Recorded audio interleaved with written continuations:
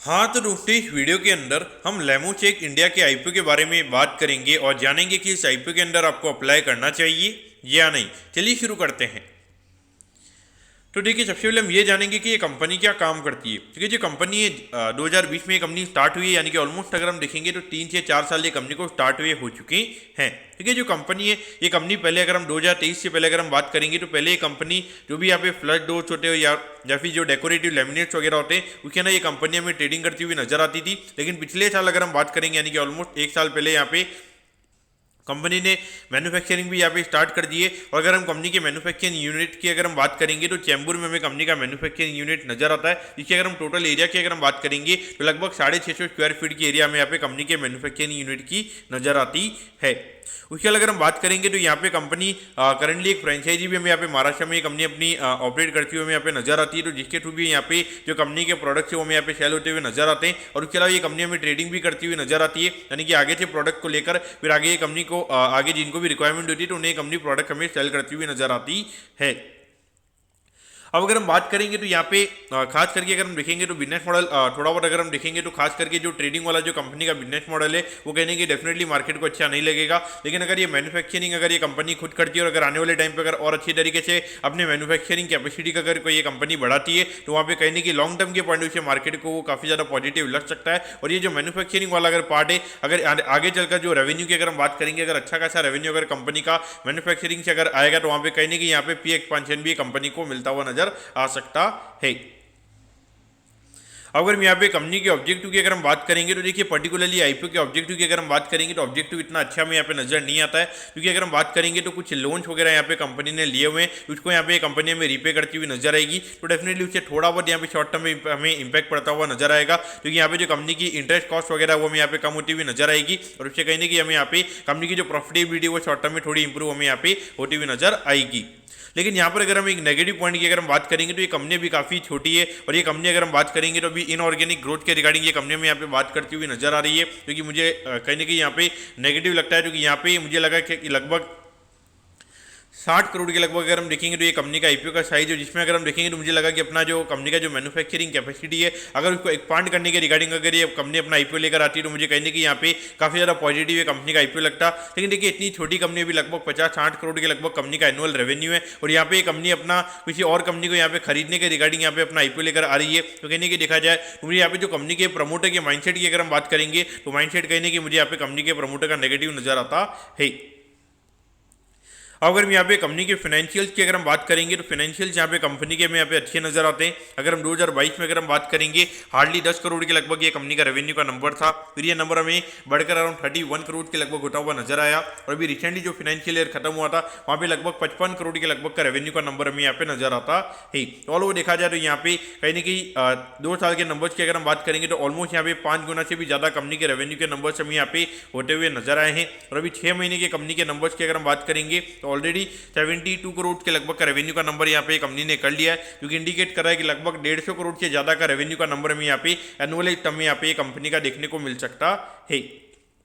अगर हम प्रॉफिटेबिलिटी की बात करेंगे तो 2022 में हार्डली 50 लाख के लगभग ये कंपनी का प्रॉफिट का नंबर भी यहाँ पे नजर आता है। और अभी 6 महीने में कंपनी ने ऑलरेडी 10 करोड़ के लगभग का पैड यहाँ पे कंपनी ने कर लिया है। इसको अगर हम एनुअलाइज करेंगे तो लगभग 20 करोड़ के लगभग का पैड हमें यहाँ पे कंपनी का देखने को मिल सकता है। तो कहीं ना कहीं देखा जाए तो ग्रोथ के नंबर्स यहाँ पे कंपनी के काफी अच्छे में यहाँ पे नजर आते हैं। तो इसकी वजह से कहीं ना कहीं यहाँ पे ये मार्केट को पॉजिटिव लग सकता है।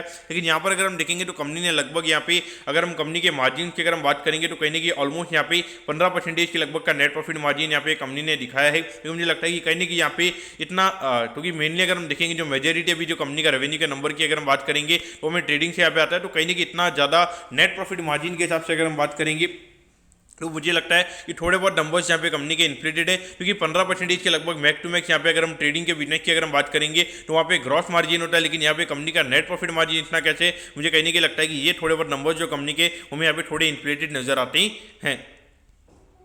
अब अगर हम आईपीओ की डिटेल्स के बारे में अगर हम बात करेंगे तो देखिए 21 तारीख को ये आईपीओ में स्टार्ट होता हुआ नजर आएगा और 26 तारीख को ये आईपीओ में क्लोज होता हुआ नजर आएगा।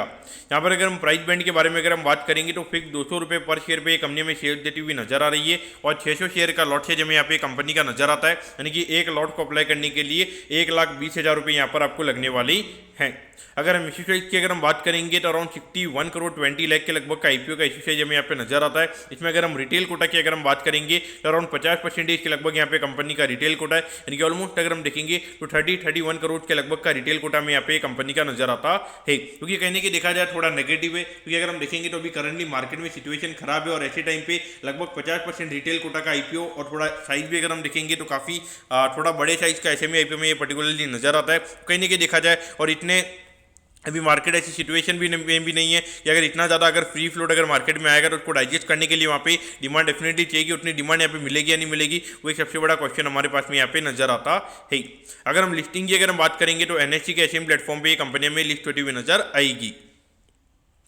अब अगर हम आईपीओ की डिटेल्स के बारे में अगर हम बात करेंगे, टाइम टेबल के बारे में अगर हम बात करेंगे तो 27 को आपको पता चल जाएगा कि आपको अलॉटमेंट मिला ही, यानी कि अलॉटमेंट नहीं मिलता है तो 28 तारीख को रिफंड मिल जाएगा। 28 तारीख को आपके डीमैट अकाउंट में शेयर आ जाएंगे अगर आपको अलॉटमेंट मिलती है और 29 को ये कंपनी में लिस्ट होती हुई नजर आएगी।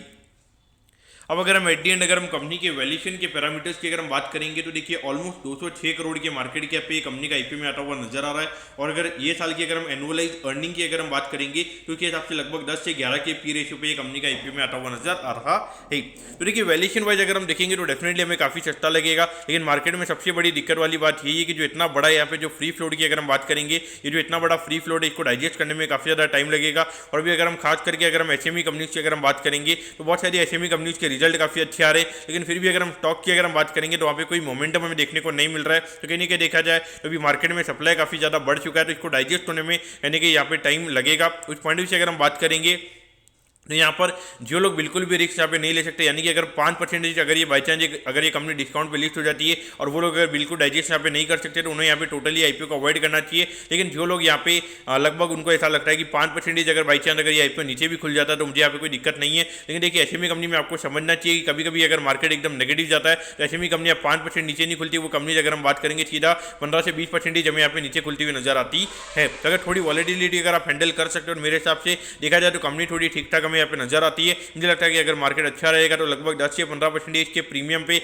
ये कंपनी हमें खुलती हुई नजर आ सकती है। अगर मार्केट अच्छा नहीं रहता है यहाँ पे वही सिनेरियो रहेगा, 5 से 10% के डिस्काउंट पे कंपनी में खुलती हुई नजर आ सकती है। तो मैं पर्टिकुलरली यहाँ पे क्या करूँगा, मैं पर्टिकुलरली यहाँ पे थोड़ा रिस्क लेके, यानी कि मुझे लगता है कि लगभग 5 से 10% के डिस्काउंट पे अगर ये कंपनी अगर खुल भी जाएगी तो वहाँ पे मैं लॉट को बुक करने की कैपेसिटी रखता हूँ। अगर मुझे लगता है कि डेफिनेटली मैं इसको पर्टिकुलरली लिस्टिंग इनके पॉइंट से अप्लाई करूँगा। अगर मार्केट में थोड़ी नेगेटिविटी होगी तो पर्टिकुलरली मैं डेफिनेटली वहाँ पे लॉट बुक करके निकल जाऊँगा। दोस्तों मैं कहता हूँ कि लेमोसेक इंडिया के आईपीओ के बारे में आपको सब कुछ समझ में आ गया होगा। अगर आपकी कोई भी क्वेरीज है आप कमेंट कीजिए, मैं जरूर आपके कमेंट पर रिप्लाई करूँगा। ओके दोस्तों, thank you, have a nice day.